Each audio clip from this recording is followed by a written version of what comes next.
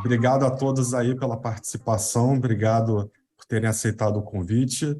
Esse é um projeto novo do CBC chamado Jornalistas no Clima, onde a gente busca valorizar o papel e a importância do trabalho que os jornalistas vêm fazendo com a pauta ambiental, com a intenção da gente criar cada vez mais uma interação, uma coesão e uma valorização desse trabalho tão importante que os jornalistas fazem nesse momento. Vou passar para o Márcio, que vai estar fazendo aí a moderação, mas, antes de tudo, eu queria agradecer muito a Ana Carolina por ter aceitado. A gente tem um carinho enorme e uma admiração enorme pelo trabalho dela, e a gente fica muito honrado com o aceito desse convite para a gente escutar um pouco você, Carol. Obrigado, viu? Carol, qual é a tua expectativa, qual é o teu sentimento em relação ao espaço que a pauta ambiental vai ter nessas eleições agora, de 2022? Então, eu tenho achado muito interessante como o movimento dessas eleições, de alguma forma, em parte, realizou o desejo do ambientalismo de trazer a pauta da sustentabilidade. Eu estava com a Marina Silva no começo da semana, fiz uma entrevista com ela que a gente vai publicar na semana que vem, e uma das minhas perguntas para ela foi justamente essa, como que a gente pode avaliar o papel desses anos de governo Bolsonaro, que foram anos muito destrutivos, muito catastróficos para a pauta ambiental, mas que, de certa forma, alavancaram a importância dessa pauta, que hoje está presente em todos os programas de governo. No programa do Ciro, quando eu não sei se vocês chegaram a ver os programas que eles subiram no TSE, o programa do Ciro, o primeiro capítulo, depois que vem a introdução, assim, a primeira pauta específica que ele pega já é meio ambiente. Eu não estou aqui falando do conteúdo ainda, né? Mas da importância que essa pauta ganhou. Então, todos sentiram que precisam se posicionar sobre essa pauta, precisa ser uma das já que aparece ali na introdução. E achei interessante que a Aspásia trouxe isso na introdução dela, assim, né? Todo mundo vai se render. Então, eu acho que uma coisa que o ambientalismo sempre tentou fazer, que era pautar meio ambiente nas eleições, trazer essa pauta com mais relevância, esses anos catastróficos do governo Bolsonaro cumpriram esse efeito de pautar todos os candidatos. Eu estudei os programas de governo e conversei com os formuladores de cada programa. E está lá, né, refletindo, claro, a ideologia de cada partido, mais à direita ou mais à esquerda, mas a pauta está lá. E todos fizeram a lição de casa de estudar né, o que é aquilo, como que eles vão se posicionar, o que vão propor. Então, tem um trabalho, um posicionamento que a gente não tinha antes. E até levei essa pergunta para a Marina, porque a Marina, quando se candidatou à presidência em 2010, 2014, 2018, tinha esse objetivo, né, de trazer, né, mesmo que não tivesse indo para o segundo turno, não tivesse a vitória ali no horizonte, tinha um objetivo primeiro de pautar as eleições, né, de trazer esse tema para o debate. De certa forma, a gente conseguiu isso nesse ano, depois do governo Bolsonaro. Agora, o perigo que a gente tem quando todo mundo se rende, quando todo mundo fala, não, sim, é importante, né? Porque antes a gente tinha um cenário em que as posições eram mais claras, né? As pessoas no governo Bolsonaro, com Trump lá fora, passaram a ter coragem de falar, olha, eu quero mais anos com combustíveis fósseis. A gente viu em 2017, quem estava acompanhando a COP do clima de Bonn, na Alemanha, que foi a primeira COP que teve o governo do Trump, foi uma COP que a gente teve um evento em defesa dos combustíveis fósseis. Não sei se alguém aqui lembra disso, acho que o Lucon estava nessa COP. Estava, né? Foi a primeira COP que teve esse evento em defesa dos combustíveis fósseis abertamente, 2 anos depois da assinatura do Acordo de Paris. Então, o que a gente viveu nesses anos de ultradireita no mundo é uma revelação de interesses né, muito escancarada, muito descarada, assim, né, sem vergonha de falar a gente está vivendo um problema de mudança climática, reconhecemos. Não, é escancarado, a gente quer mais anos de combustíveis fósseis sendo lançados, sendo queimados e lançando carbono na atmosfera. Então, a gente tem hoje uma clareza maior de como esses interesses operam. E agora, quando todo mundo passa a falar, a gente reconhece a importância da pauta ambiental, né? Todo mundo resolveu ser um candidato verde agora, a gente passa para um outro cenário de correr risco de comprar greenwashing, né? Então, acho que o risco agora é diferente. O que a gente tem que avaliar agora é como é que essas propostas realmente refletem o que a gente precisa ver de resposta, né, diante das crises ambiental e climática. E a gente analisando os programas de governo, a gente vê isso o tempo todo, né? Na capa do programa é verde, a primeira página é verde, mas como é que você vai implementar essa proposta? O que você está defendendo realmente, né? Como que a gente vai fazer essa transição para as energias limpas, que agora todo mundo quer fazer a transição para a energia limpa, mas o que é exatamente que você está dizendo com isso? Então, acho que os perigos, eles continuam aí, só que eles estão pintados de verde agora. Ninguém mais, depois de tudo que a gente viu nesses anos de crise, que se tornou ambiental, política, econômica, diplomática, né, nesses 4 anos, acho que ninguém mais vai falar, nessas eleições pelo menos, abertamente contra a proteção ambiental. Mas as ameaças de retrocesso ambiental continuam ali nas entrelinhas. Inclusive, vários programas que estão defendendo, falando que são verdes, sustentáveis, defendem a transição energética, apoiam, por exemplo, o fim do licenciamento ambiental no Congresso. Minha leitura é de fim do licenciamento, porque torna o licenciamento uma exceção. Mas tem candidato que defende isso, dizendo que, na verdade, é uma modernização do licenciamento, por exemplo. Então, eu acho que esses riscos, eles continuam aí, mas eles estão disfarçados agora. Então, a gente precisa ser mais atento ainda.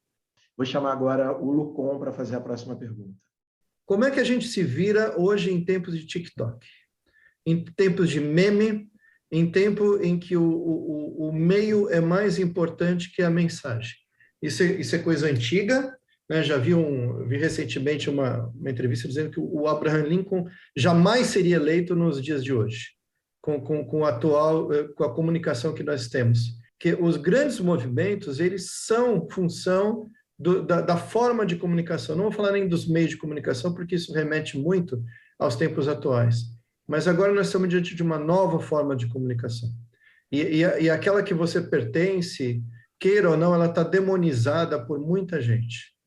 E isso é uma coisa dificílima, e quanto mais a gente tenta enxugar esse gelo, mais reforça o viés que quem espalha essas porcarias quer ouvir.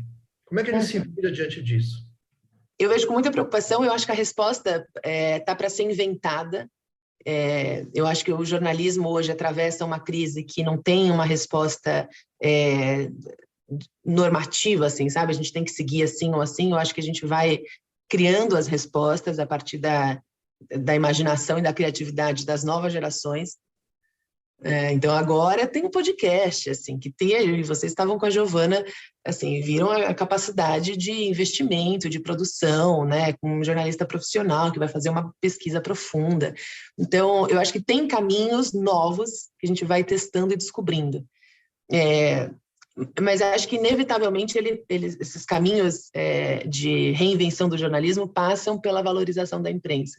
E a gente teve uma revalorização da imprensa durante a pandemia, não sei se vocês lembram, que até aumentou o número de assinaturas dos jornais convencionais, a audiência de canais de jornalismo na televisão também subiu, porque as pessoas ficaram preocupadas que a informação que elas estavam recebendo era acurada ou não. As pessoas precisam ter esse mesmo nível de preocupação quando a gente fala de política, né? A gente está tratando o político meio como futebol, né? E tem torcida, e tem muita paixão, e não tem a mesma preocupação como tem quando a gente está falando de saúde. E uma coisa que é fundamental, que eu também me preocupo nessas mudanças tecnológicas, é a segmentação do público, né? Então, as tecnologias, elas propiciaram as bolhas. E o jornalismo era o espaço da praça, ou é ainda, né? O espaço da praça cívica, onde a gente se encontra para debater as questões que interessam a todo mundo. E eu ando pensando sobre isso, como é que a gente cria um formato que aproveite o que essas tecnologias estão trazendo, de novidade, de interação, que é muito rico, né, mas que precisa ser canalizado para um debate público onde os diferentes se encontram, né? A gente precisa começar a enxergar a imprensa como parte do ecossistema. A gente faz isso muito mal na sociedade. E no ambientalismo especialmente, né? O ambientalismo brasileiro ficou muito acostumado a fazer um debate de alto nível entre especialistas a portas fechadas. E acha que a população não tem condição de entender, que é muito complexo, porque é mesmo muito complexo. E aí prefere ir lá bater na porta do gabinete do ministro, dos deputados, e convencer um a um, quem tem poder para resolver aquela questão. O que a gente experimentou nesses anos de governo Bolsonaro é que não tinha mais esse gabinete para bater, não tinha mais essa porta aberta. E aí passar a contar com a imprensa, com a divulgação da informação para o público foi fundamental. E a gente viu como as pessoas têm sim capacidade de entender a pauta e de se preocupar com ela, tanto que no auge da crise das queimadas lá em 2019, a gente viu pela primeira vez na história deste país manifestações nas cidades, nas capitais, pela Amazônia, né? Então, a partir do momento que a gente viu que ninguém estava cuidando da história, o brasileiro foi lá e mostrou que sim, se preocupa. Então, acho que é um aprendizado também na pauta ambiental, passar a contar com a imprensa como parte desse sistema que dá informação para a sociedade para basear decisões melhores, né? E não deixar essa tomada de decisão fechada ali nos gabinetes, em quem está só conversando com quem está com a caneta na mão. Então, a parte de qualificar esse debate, chamar as pessoas para essa conversa também está também na mão desses atores políticos, de ONGs e de instituições de pesquisa, né, de também passar a procurar a imprensa. E a imprensa tem capacidade de se qualificar rapidamente. Você comentou do ISG, e é verdade, tem muita informação errada sobre isso, tem muita pauta em que o repórter foi comprado por um greenwashing, assim, porque está aprendendo. Mas a imprensa aprende muito rápido, a gente viu isso também nessa cobertura de desmatamento e queimadas, que passou a ser uma cobertura recorrente, né? A imprensa aprendeu a olhar os dados do INPE, analisar os dados do INPE nesses últimos 4 anos, e hoje a gente vê todo mês matéria acompanhando como é que estão as taxas de desmatamento e queimadas. Esse é um aprendizado recente, assim. Então, eu acho que a gente teve alguns ganhos em termos de contar mais com a imprensa e contar mais com a sociedade civil para aprender sobre essa pauta, entender a importância dela e se engajar de alguma forma. Agora a gente precisa se reorganizar para, nesse novo momento, né, a gente conseguir fazer essas formulações contando com o debate público, né? Obrigado, Ana. Aspásia, você gostaria de fazer alguma pergunta para a Ana Carolina?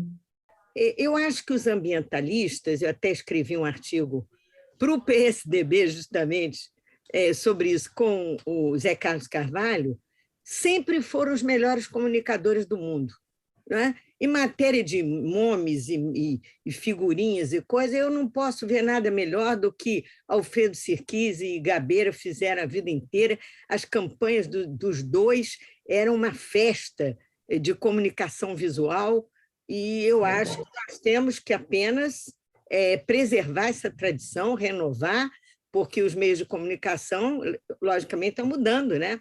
E essa mudança exige criatividade, presença, etc. Mas eu acho que nós sempre fomos os melhores, né? Agora, você lembrou também essa questão do debate presidencial. Eu acho que os ambientalistas e os militantes, etc., eles perdem muita oportunidade de discutir. Você lembrou aí o Ciro. Eu conheci o Ciro Gomes, Alfredo teve um péssimo momento de encontro com o Ciro Gomes, onde ele foi maltratado, lá em final eu acho que foi na campanha de 98, alguma coisa assim.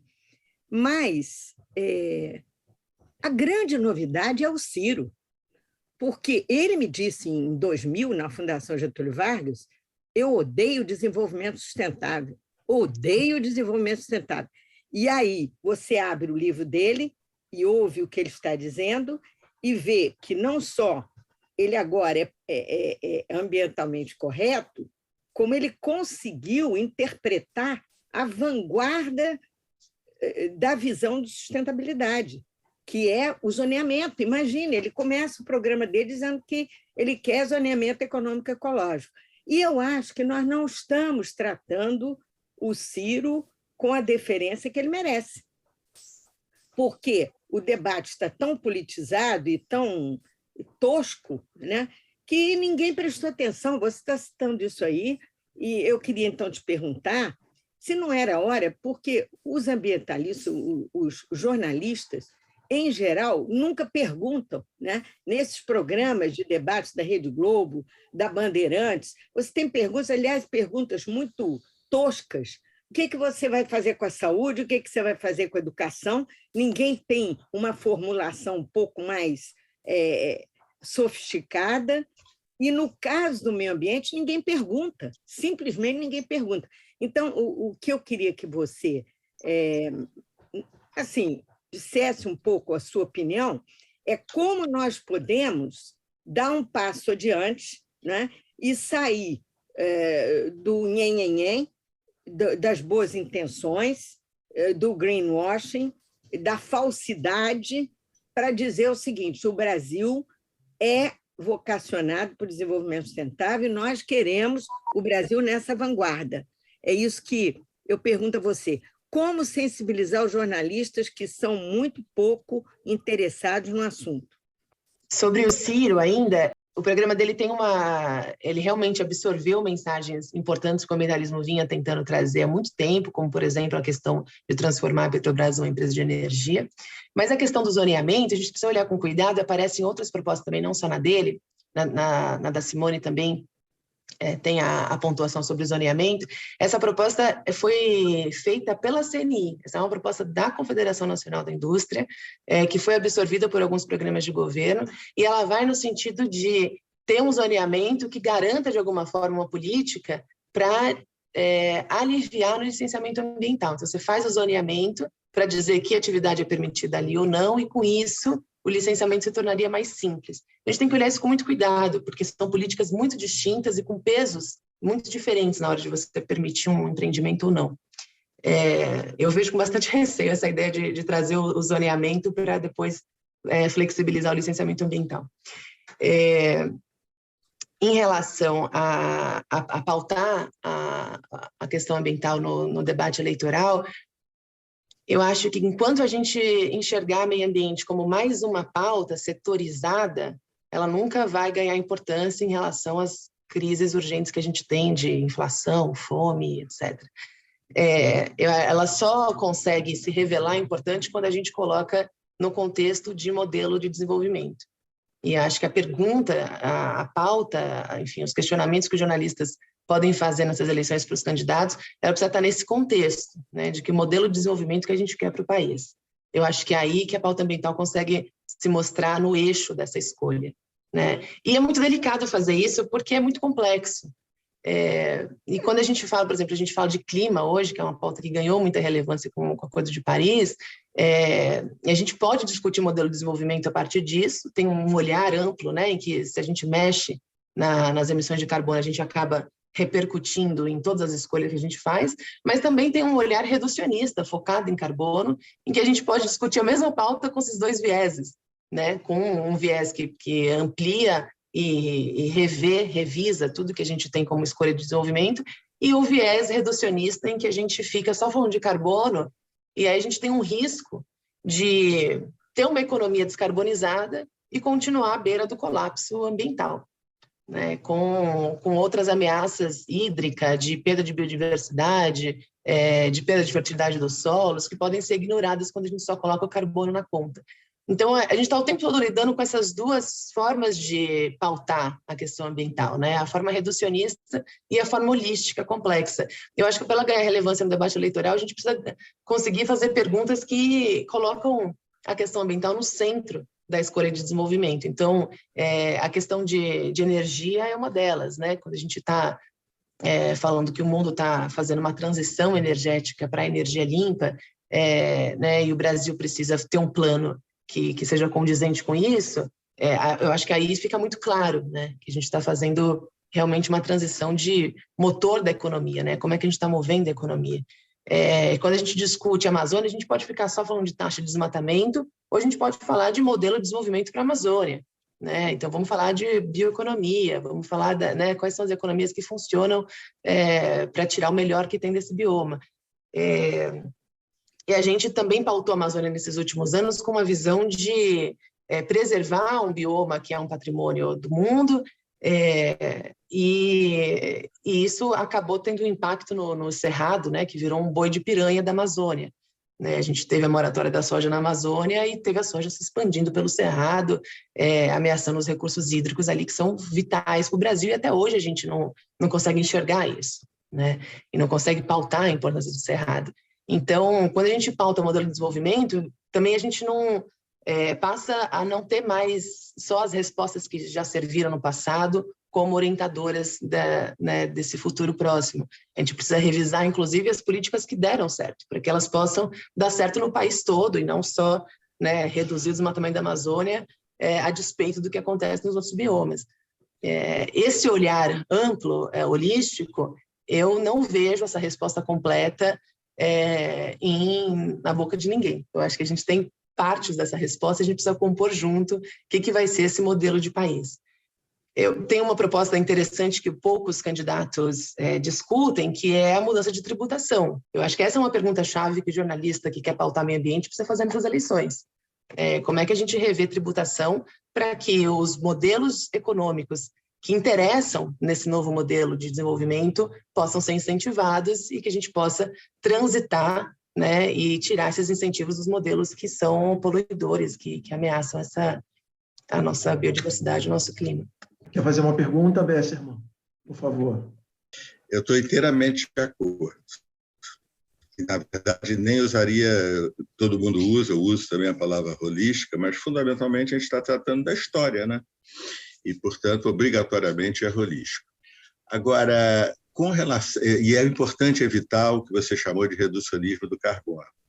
Mas eu queria chamar a atenção para dois aspectos. Primeiro, todas as outras crises ambientais, de longe, mas muito longe, o fator mais grave delas é o aquecimento global.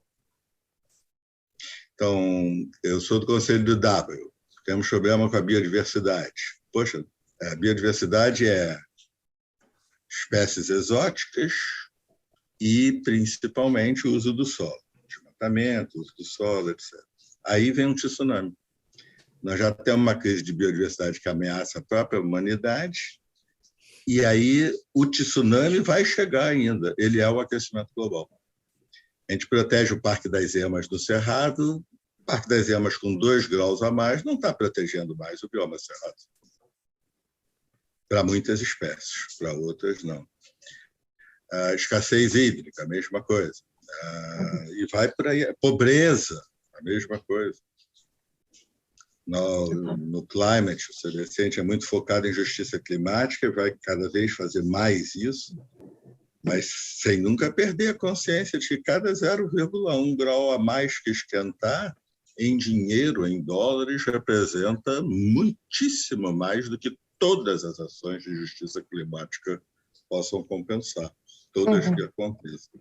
Então, estou de acordo com a tua colocação, mas queria só acrescentar que a emergência e a urgência da crise climática não seria muito errado, por isso que eu vou reiterar que estou de acordo, ficar falando em hierarquias das crises. Isso não existe, porque, como você colocou muito bem, é holístico. A gente tem um prazo muito curto, até 2030, para cortar metade das emissões, 55% das emissões de carbono no mundo, então está muito claro, né, que isso é uma prioridade emergencial no mundo. Agora, esse fator holístico da crise ambiental, como você bem colocou, né, as repercussões que ela tem na proteção dos biomas, na escassez hídrica e tudo mais, essa chave ela se revela quando a gente fala de adaptação climática, né? Então, a gente está muito pautado na mitigação, que é tirar carbono da atmosfera, e a gente fica começando a fazer essa contabilidade do carbono para tudo, o que é fundamental, mas a gente não está dando a mesma atenção para a adaptação. E é na adaptação que essas ligações se revelam, né? A ligação do clima com todas as outras crises ambientais e sociais, né? Ela é revelada na adaptação. E esse é um baita desafio até nas negociações, porque quando eu estou acompanhando as COPs do clima, desde o Acordo de Paris, e essa prioridade da mitigação é criada nessa sala de negociação, né? Isso é uma coisa muito interessante da crise climática, porque é a crise que interessa para o mundo inteiro, diferente de outras crises como a biodiversidade, por exemplo. Nós estamos acompanhando as negociações de biodiversidade também, e a conversa lá é muito diferente, porque aí os países entendem que é cada um cuidando do seu território, né? Se a gente quer acabar com o cerrado, problema nosso. Quem vai ficar sem água e quem vai sofrer mais é o Brasil, em primeiro lugar, né? É o regional, em primeiro lugar. Na crise climática, se você emite carbono lá do mundo, você afeta a conta global, o orçamento global de carbono, né? Então, isso muda a negociação e torna a mitigação uma coisa que interessa para todo mundo discutir na sala de negociação da ONU, e a adaptação fica assim, cada um por si. Então, eu tenho dito isso, que o Brasil precisa, nessa revisão de modelo de desenvolvimento que a gente tem a oportunidade de fazer nas eleições, precisa encontrar motivos próprios para fazer suas políticas de proteção ambiental, né? Então, é ir além do discurso internacional, de levar para o mundo os seus resultados de redução do desmatamento, e criar programas como o Fundo Amazônia, que são super importantes, mas é ir além da diplomacia ambiental e conseguir encontrar um modelo que faça sentido internamente também, né? Então, por que a gente deveria... Trazendo de novo o Cerrado, porque eu estive lá agora recentemente, por isso que eu estou falando tanto dele. Por que a gente deveria ter uma política de proteção do Cerrado que conciliasse, né, a conservação dos recursos hídricos com a expansão do agronegócio, né? A gente precisa encontrar essa razão própria, né? Eu vou chamar a Júlia para fazer a próxima pergunta. Eu vou contar um caos que a gente acabou de viver, que tem tudo a ver com jornalistas de clima. O Climate começou ontem um treinamento do Al Gore para o Brasil, que tem 7.000 pessoas inscritas. E aí, junto com a Trevo, a gente fez um super esforço de levar essa mensagem de ter um treinamento gratuito para o Brasil inteiro, buscando principalmente os perfis das regiões Centro-Oeste, Amazônia, Nordeste e tal, que é quem a gente vê cada vez menos gente falando sobre clima, né? Sul-Sudeste tem muita gente, mas no resto do Brasil começa a ficar pouca gente falando sobre isso. E aí, um dos grandes desafios que o Márcio e a sua equipe enfrentou foi tentar pautar clima nesses jornais, nessas regiões Norte, Centro-Oeste e tal, e os jornalistas sendo mal educados, tipo assim, eu não quero saber dessa pauta no meu jornal. E a minha pergunta para ti é, como que a gente consegue descentralizar essa mensagem tão complexa e difícil do clima para essas outras regiões do país, para esses veículos menores, assim, sabe? Para conseguir, de algum jeito, falar com essa galera quilombola, indígena, bem ali do interiorzinho, que é, em tese, o nosso público de justiça climática, né? Que vai sofrer tanto, que, enfim, que está no meio do tiro, da grilagem, dessa coisa toda aí, e que se vai acessar o seu jornal local, que é o mais comum, né, no interior, para as pessoas mais simples, acaba não vendo nenhuma mensagem sobre isso. Então, como é que tu vê, assim, essa descentralização da pauta do clima no jornalismo aqui no Brasil? Na verdade, o que a gente sentiu é que os jornais mais do interior, menores, o foco deles era outro. Então, há realmente a necessidade de um trabalho a longo prazo, um trabalho de conscientização, conversas, né, para que eles entendam a real importância.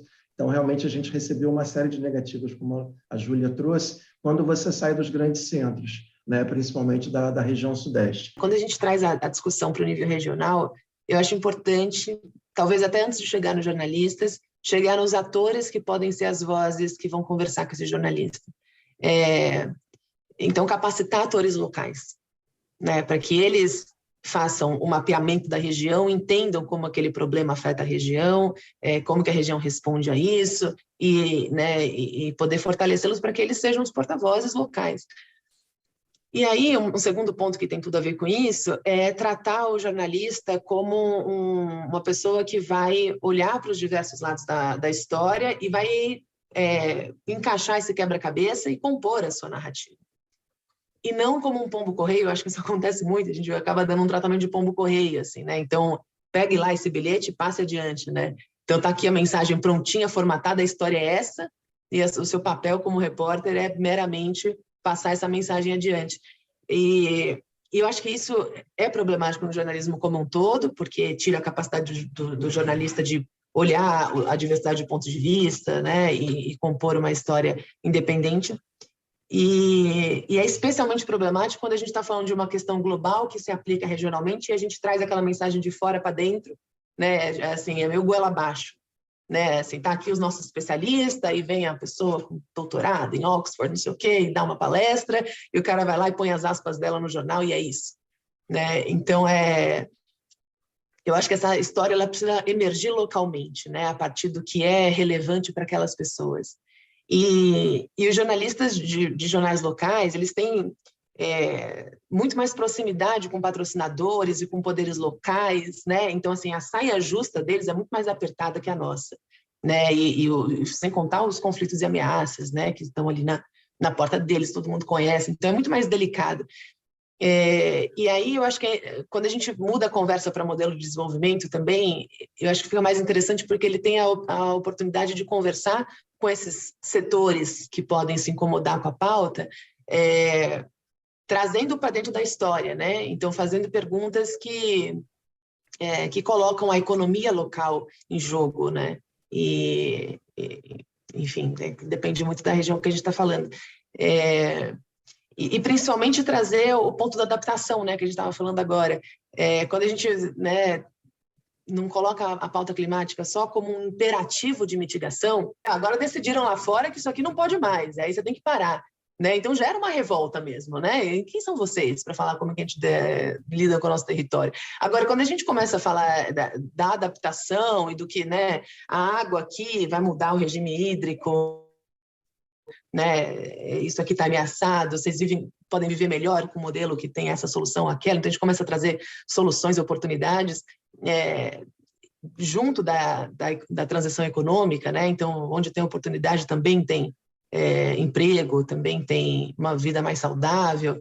Aí eu acho que a gente chega mais perto das pessoas, que sempre foi a questão, né, para o ambientalismo, né? Aspásia comentou que tem grandes comunicadores do ambientalismo, e tem mesmo, mas a narrativa ainda fica muito distante das pessoas, porque a gente setorizou, né? E a gente é muito especializado, né? Todo mundo que está na área ambiental está na área ambiental há muito tempo e tem muitas especializações, então é difícil depois você trazer essa conversa para uma superfície onde as pessoas estão lidando com questões de saúde, educação, emprego.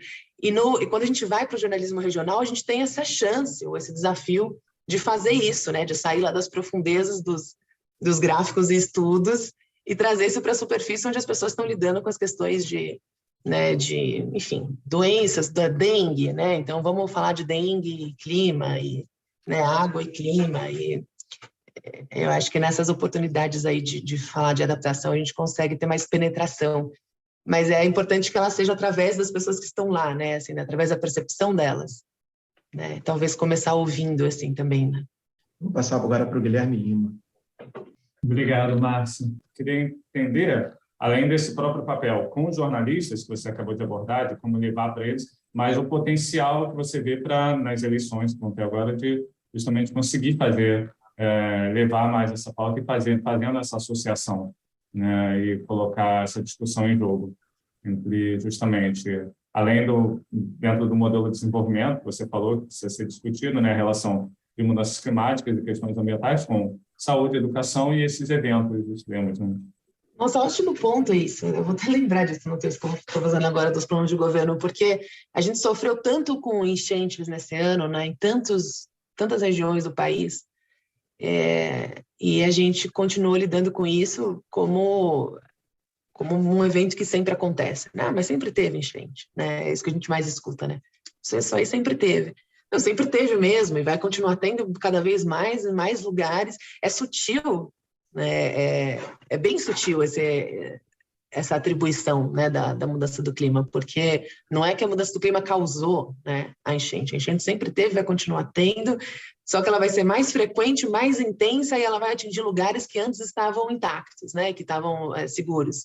É um debate sutil de fazer quando a gente vai levar isso para o público, para a opinião pública, mas que muda completamente o tipo de cobrança que a gente precisa fazer aos governantes, né? O plano precisa ser completamente diferente, né? Não é mais só um plano de contenção de enchentes, né? É um plano que precisa se basear em estudos de como a mudança climática vai afetar aquele território, né? Então já vai requerer muito mais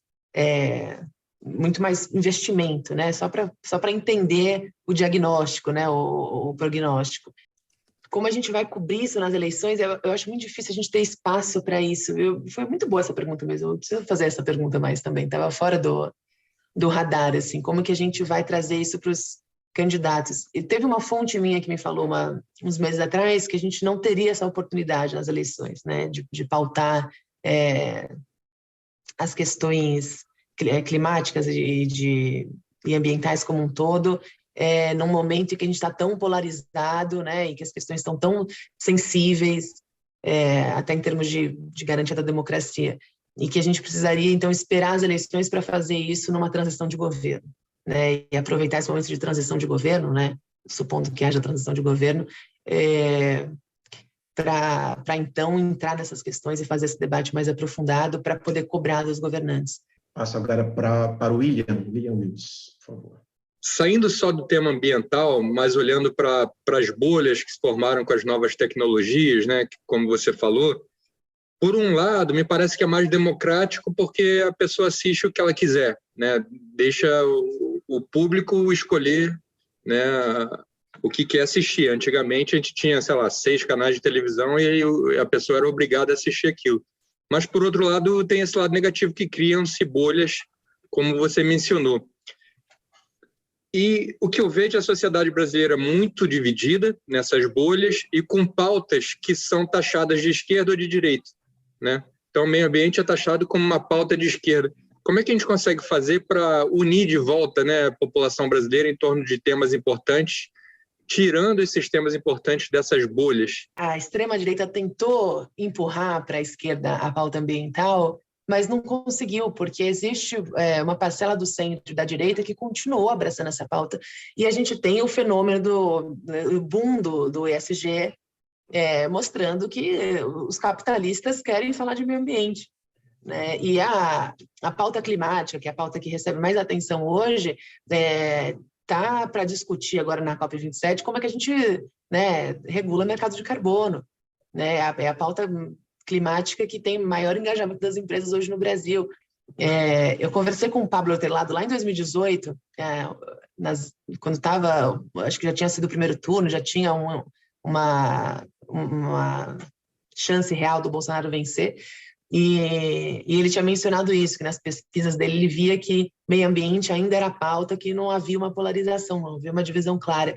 E eu acho que continua sendo, mesmo a gente tendo passado por esses anos de governo Bolsonaro, em que, para os bolsonaristas, né, a pauta ambiental ganhou essa marca, né, todo mundo que estava criticando o autodesmatamento virou comunista imediatamente, mas eu acho que isso só colou, na minha leitura, de onde eu estou vendo, isso só colou na bolha bolsonarista, né, na visão de quem é fiel, né, defende fielmente o governo Bolsonaro, qualquer coisa que implique uma crítica ao governo Bolsonaro, né, automaticamente joga a pessoa para o comunismo. Mas o restante da sociedade brasileira entende a importância da pauta e tem respostas mais à esquerda e mais à direita para ela, né? Seja com mais regulação do governo, seja com incentivos de mercado, como é o caso do mercado de carbono. E acho que essa pode ser, sim, uma pauta em que a gente consegue fazer uma virada de jogo dessa segmentação para um debate realmente público. Eu realmente acredito nisso, sempre acreditei, por isso que eu acho essa pauta tão estratégica, assim, porque é o fio que a gente consegue puxar e alavancar todo um debate sobre desenvolvimento, saúde, né, educação. Acho que é o ponto que a gente consegue virar. E é o ponto porque é o ponto que liga todo mundo, né? E acho que a gente tem esse entendimento básico na sociedade, assim, né? Que é uma pauta que afeta todo mundo, embora afete de formas e níveis diferentes, né? E vi mesmo as empresas que não se posicionam de forma nenhuma em relação a medidas do governo, nesses anos, aumentando o espaço que dão para as pautas ambientais, né? De olho tanto na discussão internacional do mercado de carbono, quanto no ESG. Então, acho que a gente não... Eu acho que flopou, para dizer um termo jovem, né? Assim, falhou a tentativa bolsonarista de extrema-direita de empurrar essa pauta para o comunismo, porque a direita abraçou. Oi, Dal, bom dia, tudo bem? Você quer fazer a pergunta de encerramento? Carol, como é que você tem trabalhado nas suas apurações semanais, né, para o blog e para o seu trabalho cotidiano, para obter informações que venham da esfera federal? Você consegue chegar a algum dado que esteja enfronhado em algum escaninho de Brasília? A gente só tem conseguido trabalhar com as informações do governo federal através dos documentos públicos, que a gente, né, ou acompanha Diário Oficial ou pede por lei de acesso à informação, e muitas vezes não vem pela lei de acesso à informação, ou com documentos que são vazados, né, através de fontes do governo que entendem que aquilo tem interesse público e que não pode passar em branco. Mas o diálogo com o governo federal, que já era muito difícil, porque não tinha atendimento à imprensa, né? Enfim, a gente passou meses tentando ter um contato com o Ministério do Meio Ambiente, sem ter resposta. Agora piorou de vez, assim, na última COP, que já era com o ministro Joaquim Leite, a gente teve muita dificuldade de conversar com o governo, assim, mais do que era na gestão do Salles, que o Salles ainda respondia à imprensa, mas na gestão do Joaquim Leite não teve momento, tinha evento do governo em que a gente não tinha microfone, não podia fazer pergunta, teve coletiva de imprensa numa sala fechada em que eu não foi permitida a minha participação, então esse espaço se fechou muito, além de terem também proibido os funcionários de falar com a imprensa, né? E colocaram a lei da mordaça no começo da gestão do Salles ali no IBAMA, no ICMBio, então os agentes que falassem com a imprensa seriam punidos e foram, né? A gente teve a exoneração do Cabral, que era o fiscal do IBAMA que coordenava a operação no Pará, né? Que foi uma operação numa terra indígena para tirar invasores, que teve uma exibição pelo Fantástico em abril de 2020, e ele foi exonerado logo depois. A gente viu na última COP como o governo omitiu os dados do PRODES, né? Já tinha os dados do PRODES em mãos, já tinha recebido aqueles dados do desmatamento, mostrando um recorde, né? Um salto para 13 mil quilômetros quadrados de desmatamento, e mentiu na Conferência do Clima, dizendo que o desmatamento tinha diminuído. Então, escolheu lá um dado, porque sempre tem um viés, né? Você pode escolher lá um dado, se eu pegar daqui para cá, eu encontro uma queda, e aí usou esse viés, sendo que o dado estava lá na mão dele, e o dado só foi publicado por pressão dos servidores do INPE, que se reuniram através do sindicato e publicaram uma carta dizendo ao público, à imprensa, que não, a gente já entregou esses dados, o governo tem esses dados, cobrem esses dados do governo. Aí soltaram os dados, mas também sem uma nota, sem nada, né? Nos anos anteriores, vocês lembram, a gente tinha eventos, né, do governo para comunicar o dado anual de desmatamento, responder perguntas da imprensa. Nesse último ano, que foi um recorde que saltou, né, o patamar que já tinha saltado para 10 mil, saltou para 13, e o governo simplesmente publicou o dado lá, sem fazer sequer um anúncio de que tinha finalmente liberado o dado. Então, a gente chegou ao fim mais esse encontro aqui, Jornalistas no Clima, e eu passo a palavra para o Guilherme encerrar esse nosso terceiro encontro. Eu reafirmo a importância desse projeto de Jornalistas no Clima. Agradeço muito, Carol, que é uma grande parceira nossa, e vamos continuar firme aí nesse projeto. Tá bom, pessoal? Um beijo bem grande e bom final de semana a todos.